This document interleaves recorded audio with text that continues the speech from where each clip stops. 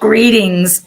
This is truly the morning brief for Sunday, April the 10th. I had a little moment a few moments ago and accidentally started before I was ready. So, well, it is a beautiful morning for this Sunday. This morning, the morning briefs on Sunday mornings is just an opportunity for me to highlight maybe something that will be in the sermon or something I'd like to just expand on so that the scripture readings and sermon for Sunday morning worship might be even more meaningful for you. And so this morning, we celebrate at Sunrise Church Palm Sunday. It's the observation or entering into Jerusalem in his final week of life before dying on the cross. And today we're gonna talk about redemption in terms of just exactly like the stance or the perspective of Jesus in which we became redeemed to God through Jesus's death. So we're going to talk about humility mostly today in the sermon. But I want to just really remind us, since I'm really focusing on Jesus's humility and the power that comes from humility, which is think about power today.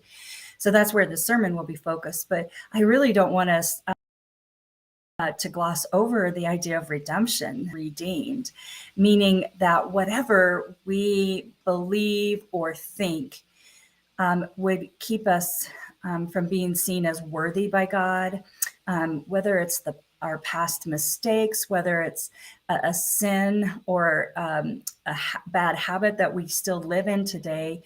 Like redemption is the act of God that says we are still connected. We are not separated from God. Being able to proclaim that we are redeemed or I am redeemed is a statement that really isn't anything about what we have done to earn it, what we have done to, deny it. It is really a statement about God.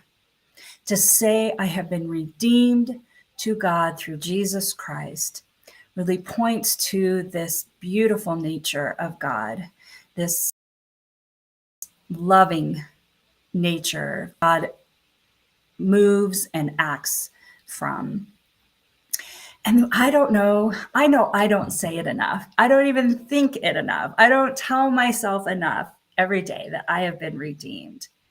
And maybe starting every morning off with that statement, I have been redeemed, can lead us to see the new possibilities of God all around us, to know that we are capable, that we are invited into wholeness and life that we would not know outside of this redemption. It doesn't give us special status. It doesn't necessarily make us any better than anyone else because it's not about us.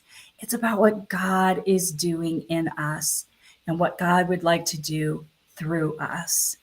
And so I love the idea of redemption. I don't always love all of the doctrine that maybe is shared around the idea of redemption. But when we strip away everything, all the talk and debate about what redemption means, I think we come down to that core knowledge that God has done a powerful thing through Jesus's death, meaning that we will never be separated from God's love, grace, mercy, and justice ever. Right? So I would, this day and every day, especially this week, as we every day have connection to the scriptures and the story of Jesus's last week, I invite you to just hold on to that phrase, I have been redeemed. And from that stance, then maybe we will see the many ways in which God would have us engage with this week called Holy Week, this week where we see Jesus, so that we can intentionally and fully enter into the story and the truth of Jesus's death.